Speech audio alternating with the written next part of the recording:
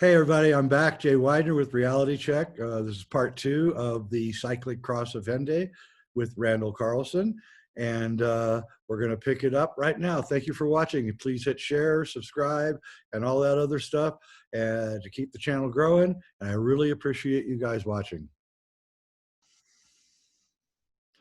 And the whole idea, of course, of the Christianity and the Savior that dies on the cross, it's and it's preoccupation with the end times, and then the New Testament ending with Revelation, which actually, if you do a reading of Revelation without putting any of your own presuppositions into it, it sounds like a blow-by-blow description of what happened 13,000 years ago, actually. Yeah, it does. I mean, clearly, yeah. Yeah, it does. And once you start really imbibing some of that imagery of what astronomy and geology is now providing us, astronomy is showing us that, hey, guess what? Our cosmic neighborhood is a lot more densely populated than anybody was imagining, a generation ago. yep. And then on the other hand, the geologists are looking, realizing, hey, you know what? This planet that we live on bears the testimony of tremendous traumatic events Absolutely. that have happened over and over again. Yep. And so, yeah, we've never got our act together is because we keep getting clobbered. Because we keep getting clobbered. Yep. Because I think that's a good way to put it, because we keep getting clobbered. Just can't get there.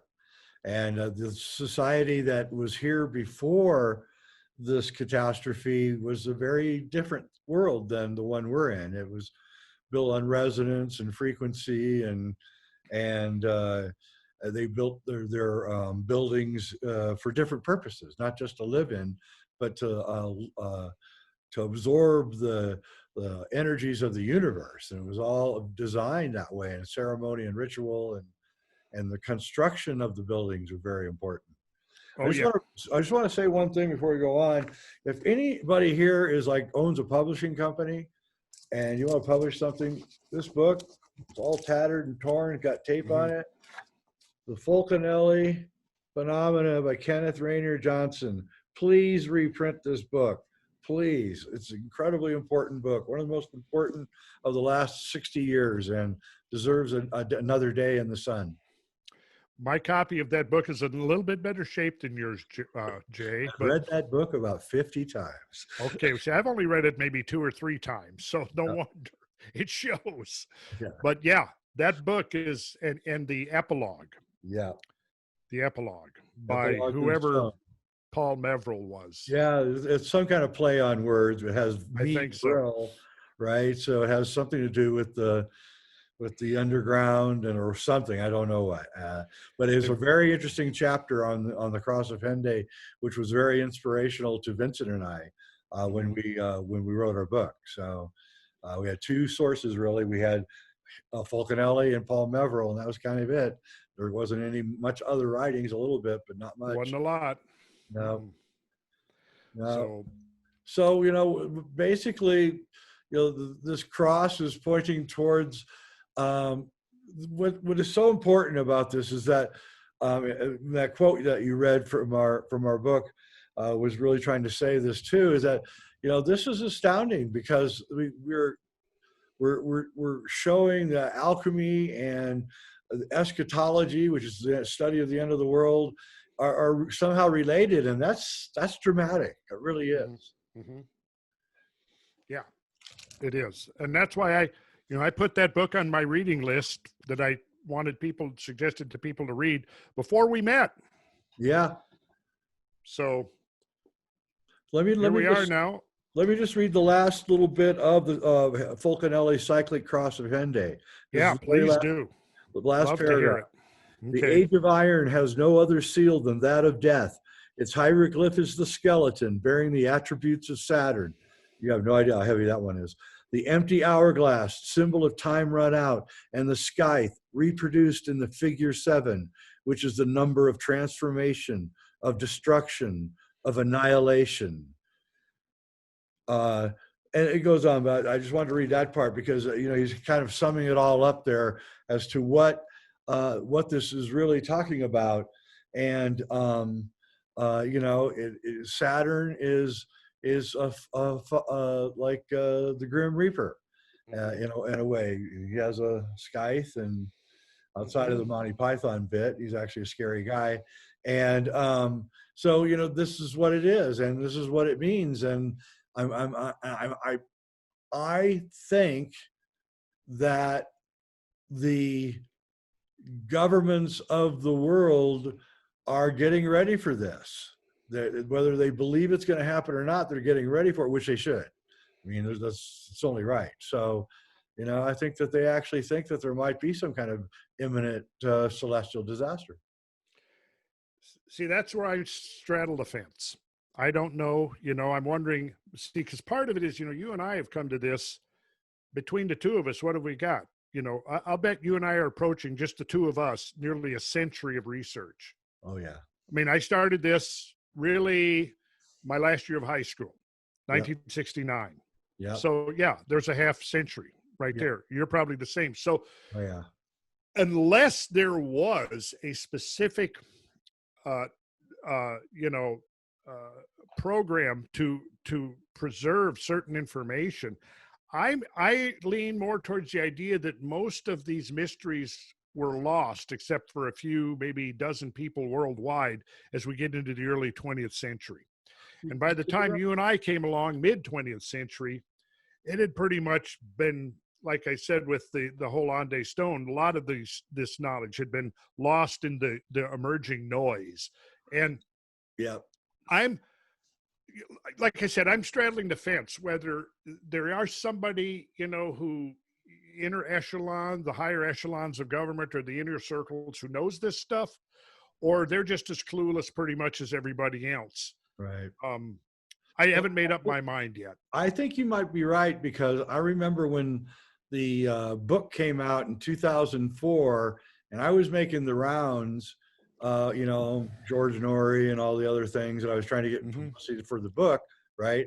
And I was talking about, coronal mass ejections, the Carrington effect, and all those things. And I started to get heat from NASA. They were started putting out little things that there's nothing to worry about. There's people that are talking about, the sun. The sun's a very stable star, and and all this. And then they put up SOHO, 2006 maybe. They put up SOHO, which I thought was interesting. And suddenly they had an interest in the sun, big time. And then I saw the arc start shifting after 2007, and all of a sudden NASA's like, well, maybe we want to put generators on every nuclear power plant, because there could be a Carrington event, and then we lose all of our power, and they'll all start melting down. And I noticed a change in everything. And so maybe in some ways, so what I'm saying is, you're right. They are coming after us, not before us. Well, I'll say, I think I'm, excuse me, I think I'm at liberty to say this. I won't specifically mention any names, but I recently got contacted, had a personal meeting with a lieutenant colonel in the newly created Space Force, who was personal aide to General Richardson, who's in charge of the whole program. Right. And this was just at the very beginning of the COVID thing. And he was very interested in talking about planetary defense, and actually extended to me an invitation to, at some point, present my research to the base commanders on planetary impacts and consequences. So this will probably be, materializing in the near future, once all of this, because otherwise I'm quite sure I would have done it already. And so I was encouraged that, and he said that there's a contingent in there, mostly younger members of the Space Force that are keenly interested in the idea of planetary defense against. And when I said some people, I've mentioned this to a few people, and some, what to aliens? And I said, oh, no, I don't think aliens. I think we're talking more about, impacts, because asteroids and comets. Because to anybody who's paying attention, maybe once a month, every couple of months, there's a near miss. There is. And sometimes these near misses would just create spectacular light shows, but other times they could potentially, I mean, if we had a repeat of the Tunguska event of 1908, we could potentially, over a populated area, we could be talking about millions of casualties. Absolutely. And the stuff is flying around out there, and it's a lot more pervasive than even they thought. And it's a lot more dangerous place out there, and there's just more sightings of these large, things coming into the atmosphere now. There's just more coming in. And absolutely. Like 10 years ago.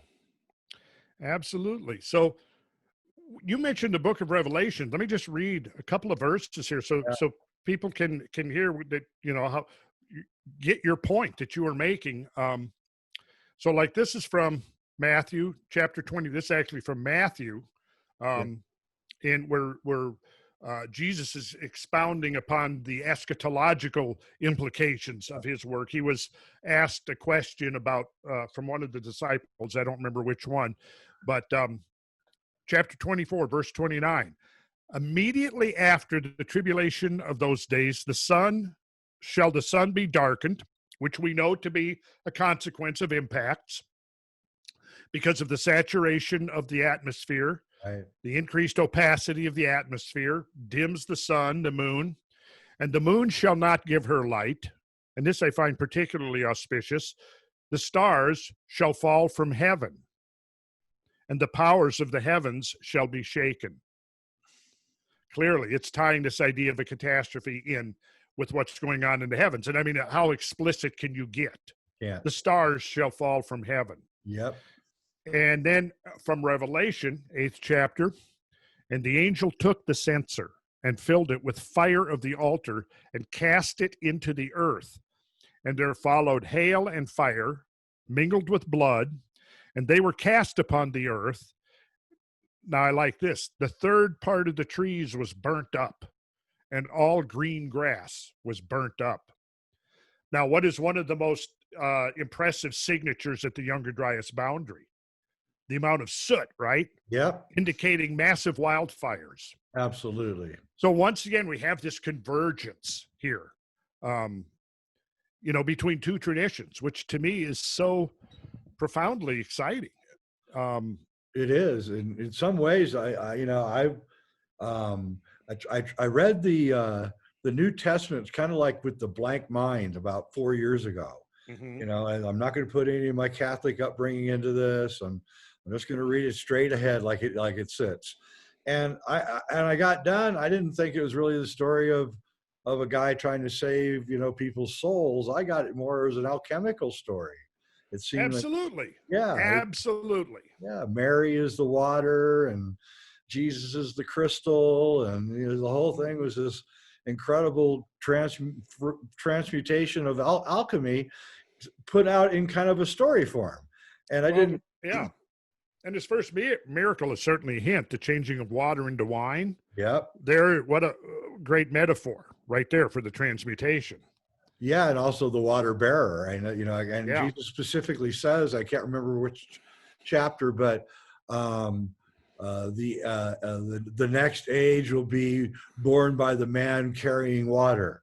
And so he's clearly saying that, we're reaching the end of this age, and then the next age is going to begin, but there's going to be this eschatological event that's going to occur in between the two ages. Mm-hmm. Yeah.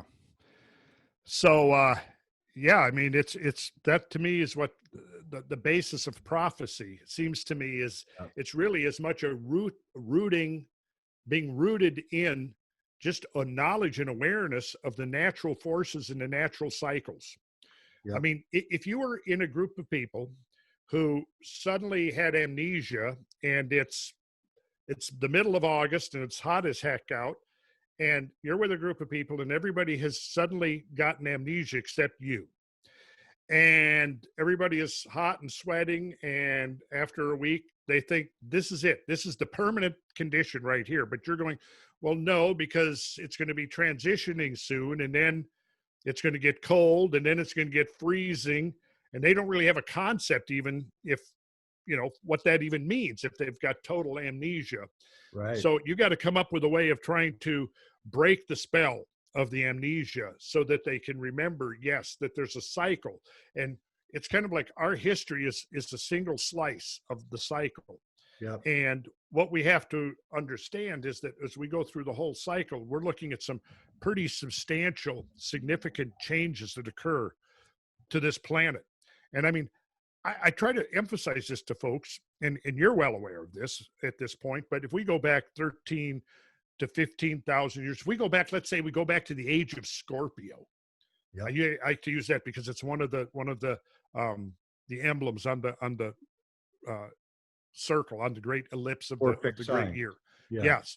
We're back, say, around 18,000 years ago. Well, this is what now the climate scientists and the geologists and the glaciologists are referring to as the late glacial maximum, right, where the planet had just plunged into this super deep cold, and glacial ice masses on the surface of the planet more than doubled.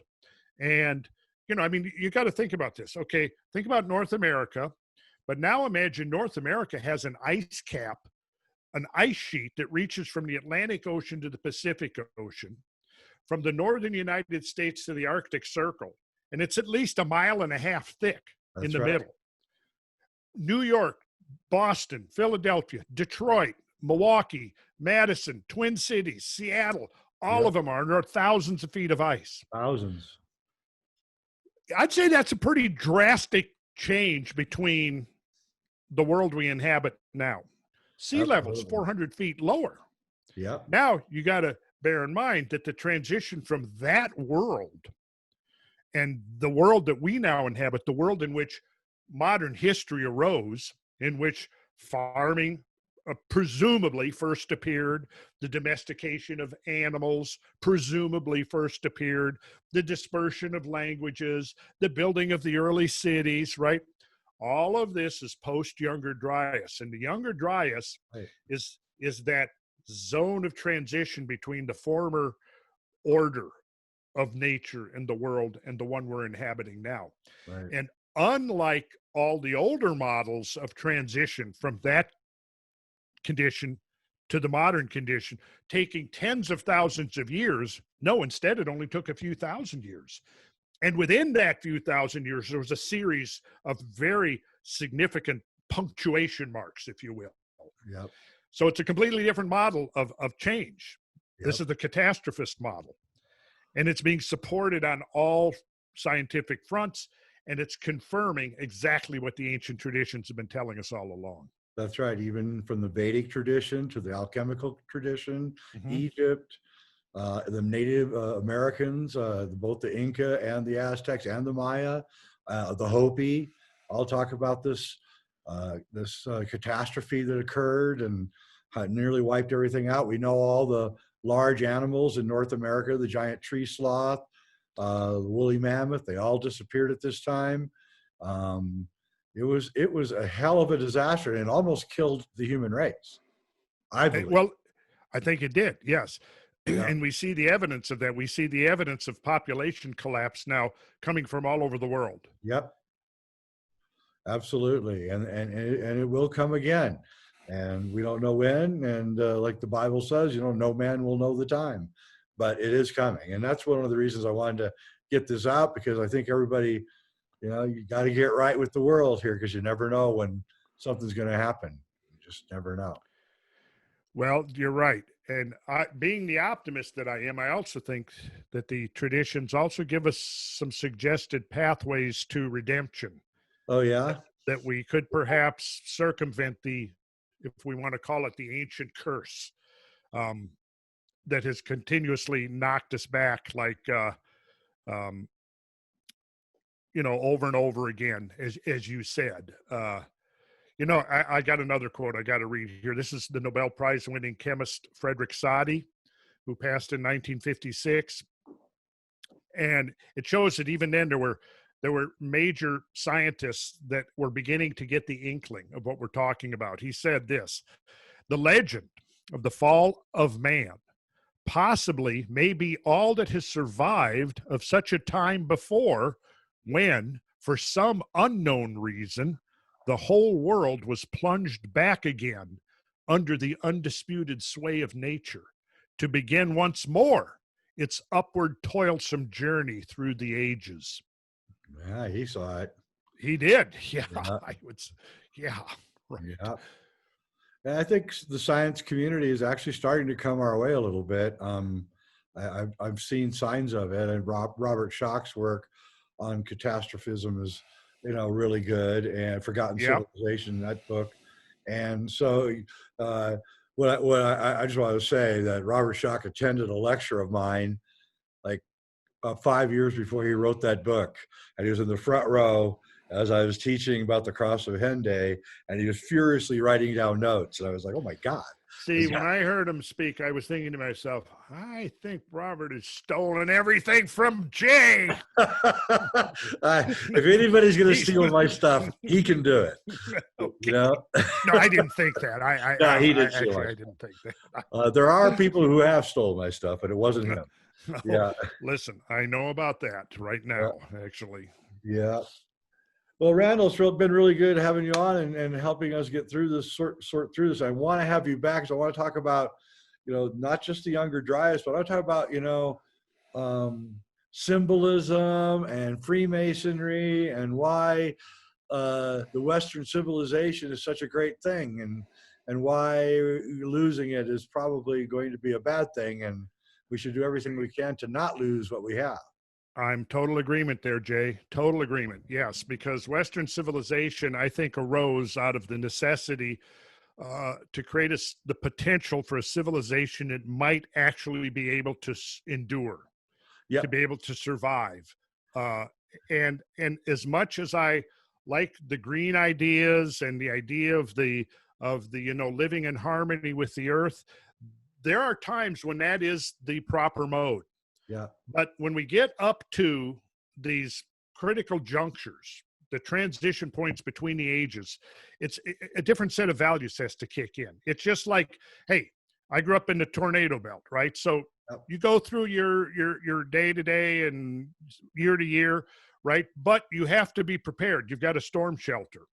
It's just, or you live on the coast. You live in South Carolina and the hurricane is coming in, right? Yep. You live your normal life and you do things the way you would normally do them under normal circumstances. But then there are episodes where it's unusual, exceptional circumstances. In that case, a different set of responses has to kick in, right? So in those intervals, the long-term intervals, like we've been enjoying in most of the Holocene for 10,000 years, absolutely, a certain lifestyle, cultural lifestyle, is adequate, is suitable, is appropriate.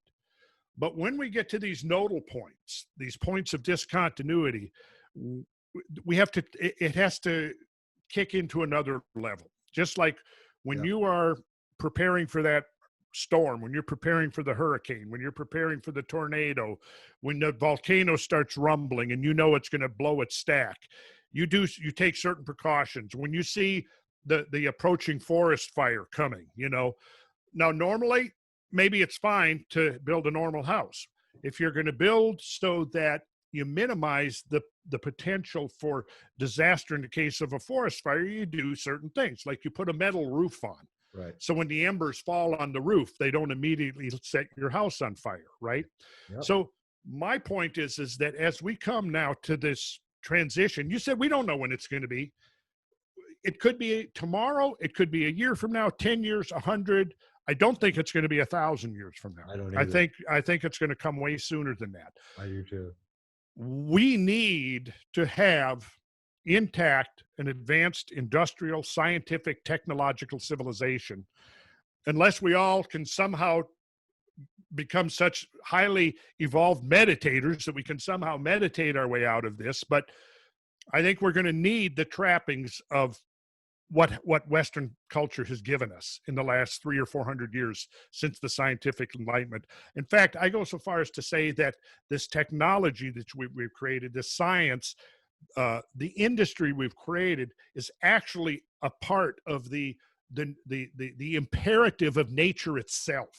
I totally agree. I think that we are integral components of the natural order of terra firma.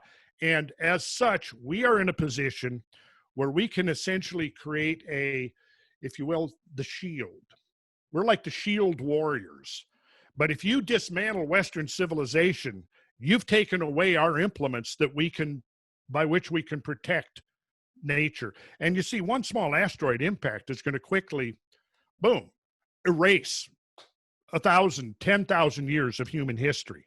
That's right. So the 10,000 years from now, the anthropologist or the archaeologist of 10,000 years looking back might find very little trace that we were even here. That's right. Yeah. Because all the high-tech stuff's going to deteriorate by far by then. By far by then, yes. Yeah, yes. So I'm very much supportive. I also believe that, I mean, we're straying into some pretty controversial political territory here, but if it's okay if I ventured in there, I'm going to say that I think the whole idea of global warming is a huge distraction. I would agree. You agree? I'm glad to hear that, because I've followed the science of global change for 40 years. I've studied climate change. I've studied the cycles, the nitrogen cycle, the carbon cycle, to understand, the role of the sun, the role of the ice ages, and I mean, all dimensions and aspects, right? The thing that strikes me over and over and over again is how incredibly dynamic the climate of this planet actually is. And to put forward the narrative that there would be no change now except for human activities is complete nonsense. All of these factors that have been operational since this world began haven't suddenly stopped.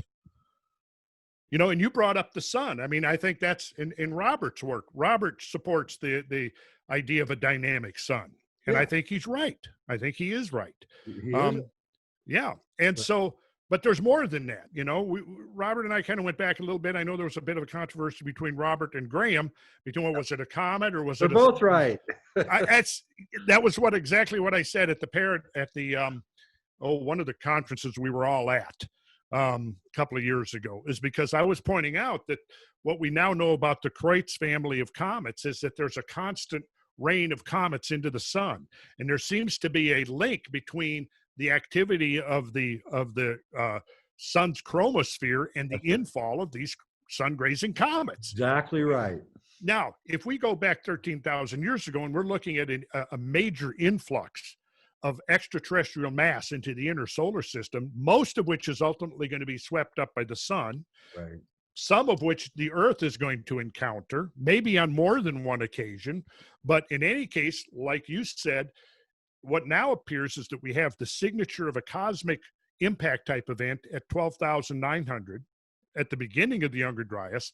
But we don't seem to see the same signature, the magnetic grains, the microspherules, the nanodiamonds, not that I know of yet, at the end of the Younger Dryas, right? You don't. As far as I can tell, we have not found those. And yet there was a major catastrophic melting at 11,600. That's right. People have to realize you could walk from, Indonesia didn't exist. It was a country. There was no 1,000 islands there. The sea levels had dropped. You could walk almost to Australia. I mean, yeah, you could almost walk to Australia. You almost could. You could definitely take a rowboat and get there. And so, people understand how quickly the dynamics of this planet have changed and how quickly they can change again. Right. And that's what the legacy teaches us, both the traditional legacy of mythology and folklore and preserved tradition, but now also being confirmed and complemented by the discoveries of modern science. That's right. And so we now know that the ancients were a lot more advanced than we thought they were. They're holding on to knowledge that they understood. That's the other thing. They understand this. They understand that there's this 26,000 year long precession of the equinoxes, at what point every age breaks and what happens near the end of it. And, even like the work of Dr. Paul Laviolette in the ice core drillings, he shows that there's super high iridium and rhodium counts every 13,000 years or so going down. And this is probably this periodic band of comets that comes back and wreaks havoc on everything. And if we can get ahead of it this time, which is what I think they're doing with the Space Force, then maybe we can find a way to protect ourselves. Well, I would like to think so, personally. Again, being the optimist that I am. How much time we got left? Oh, we're easy. Okay. All right. Been here about an hour and a half now. Yeah. Okay. So 10, I 10 should 15, wind it down soon. 10 But, minutes, something like that, 15 minutes. Yeah. Yeah. If you got something you want to add, please do, because it's really interesting. Okay. Well, I might as well. Let's see here. We'll go back to share screen and we'll take a look at this. Oh, yeah. Shark Cathedral. Yes. The portal of judgment.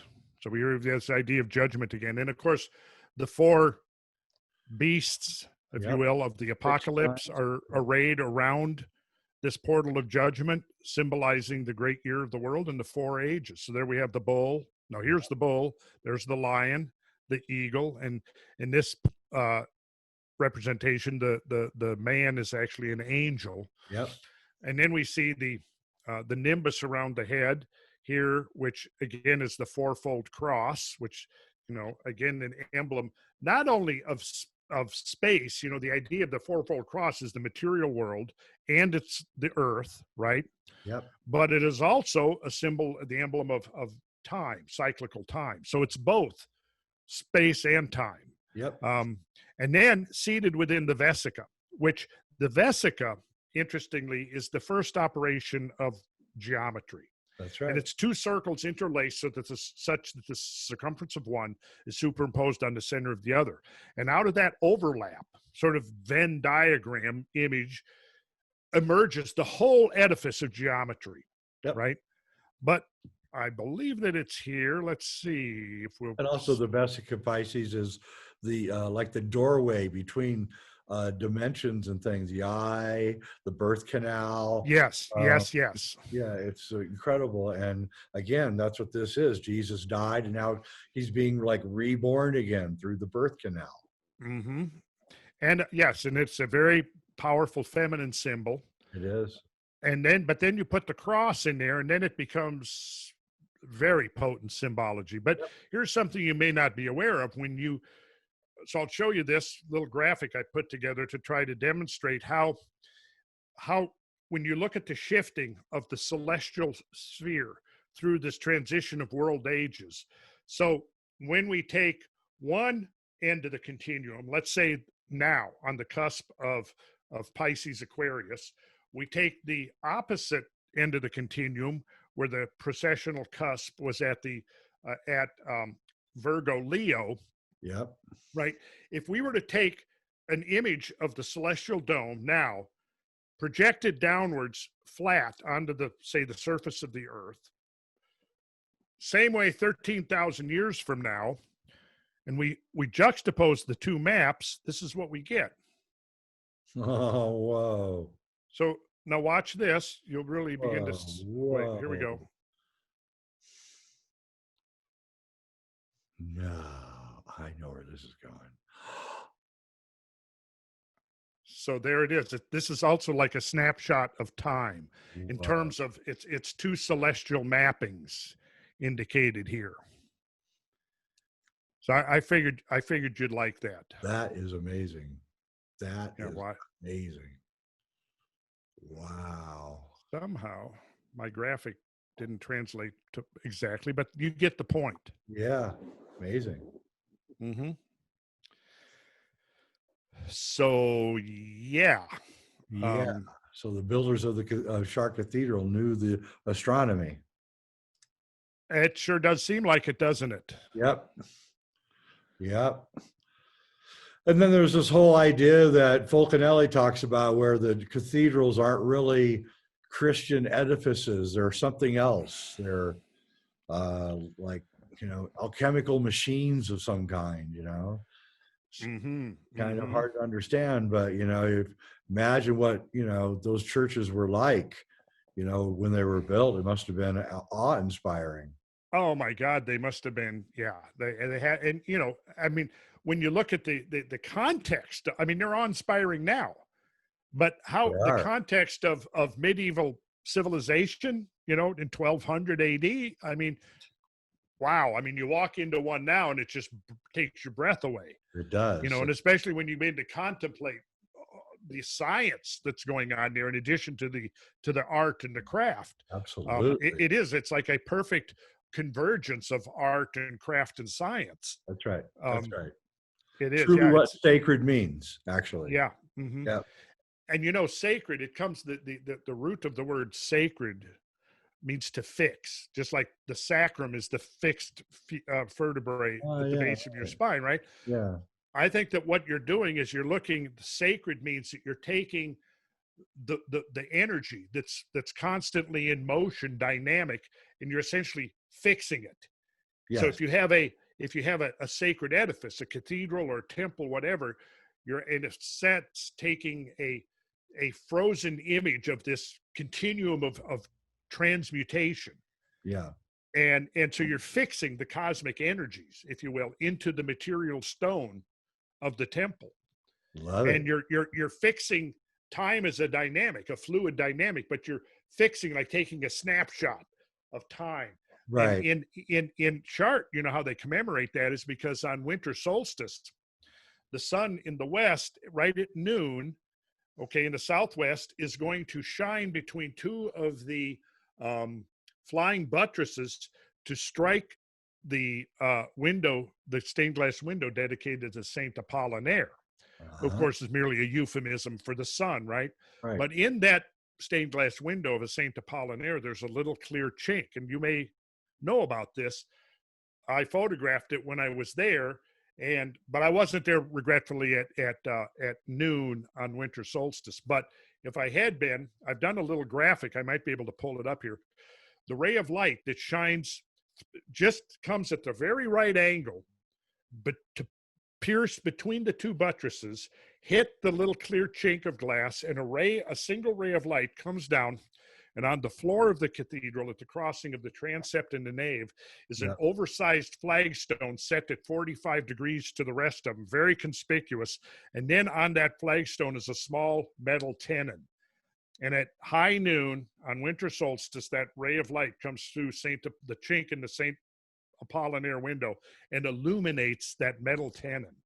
Now, Wow. how wild is that? That is It's crazy. almost like saying, okay, look, we are fixing this moment in time for some reason.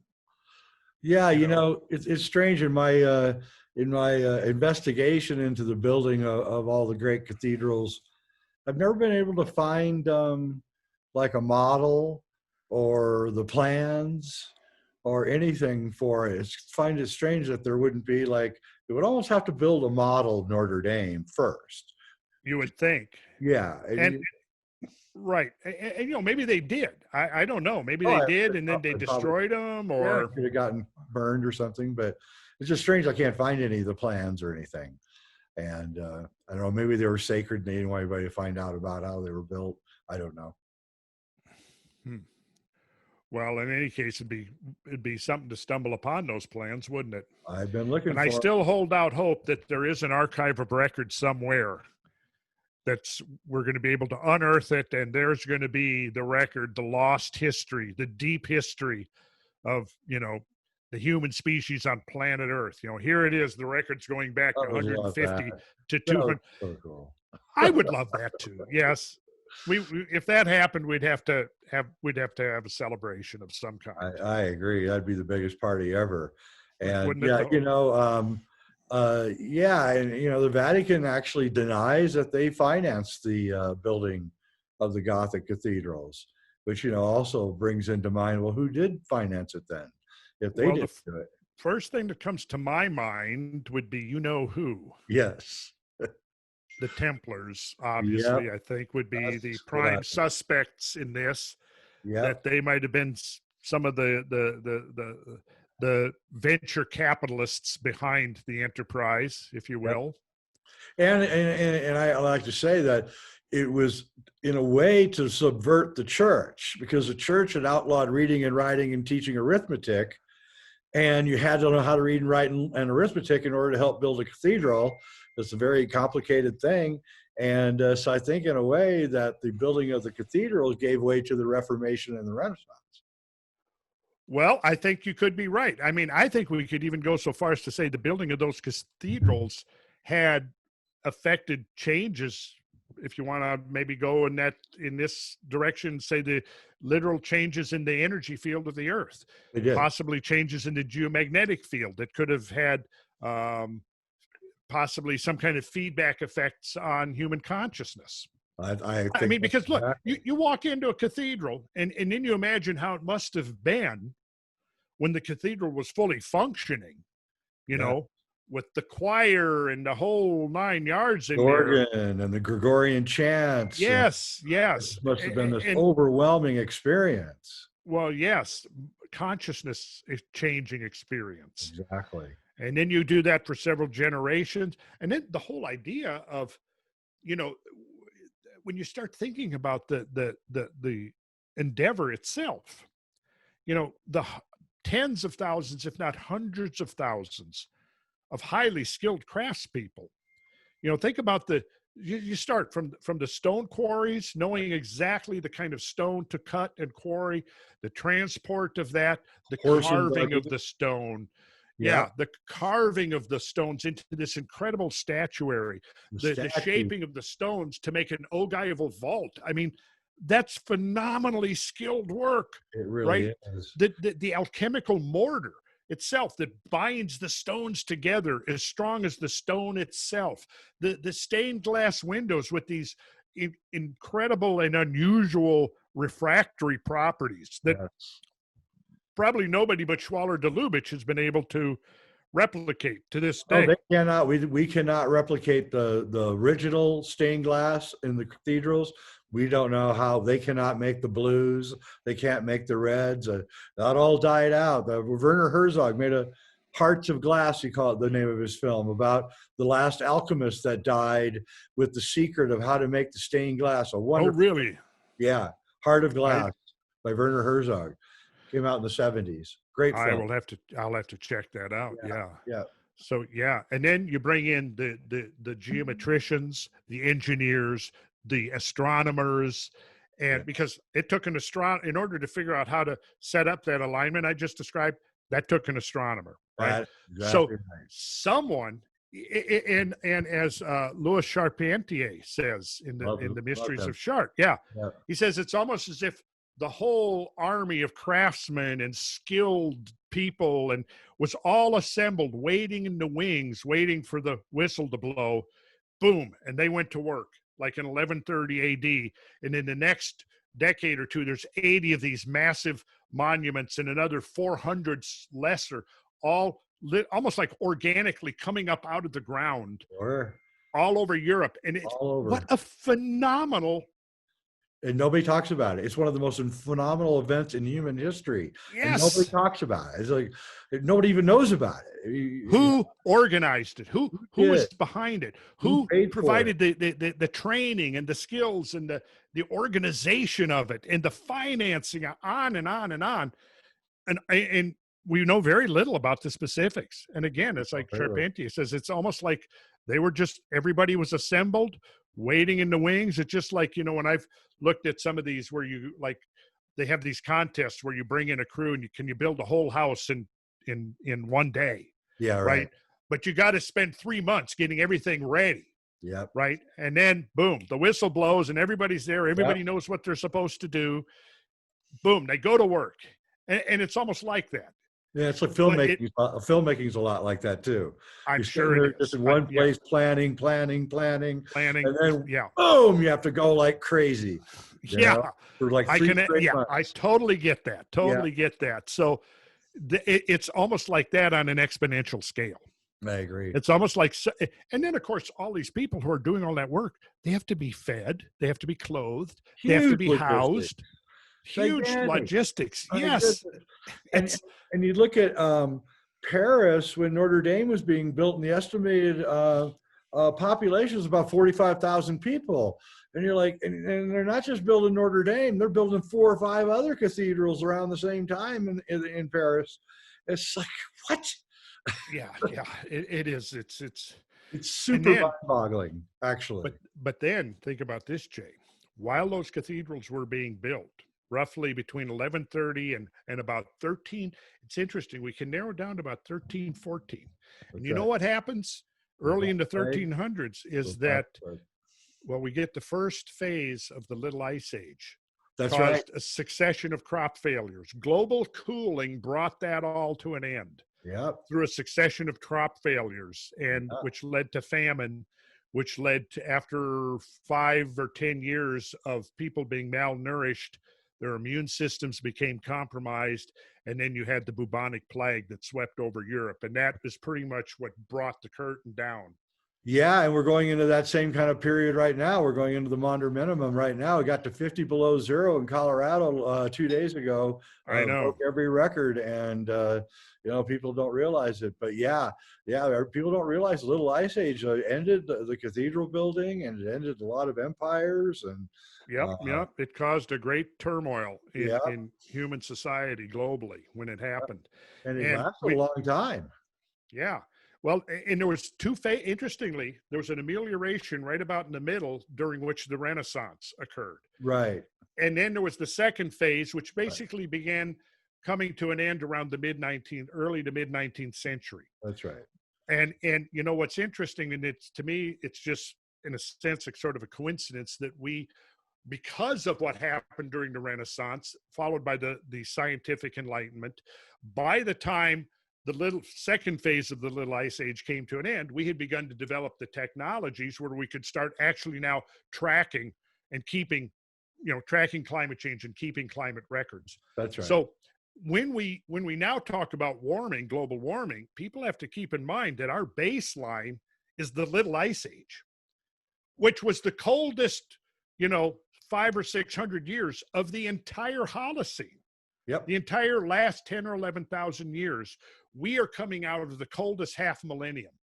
So right. You have to have that context, or you don't have any. It's not meaningful discussion. It's just propaganda if you don't emphasize that.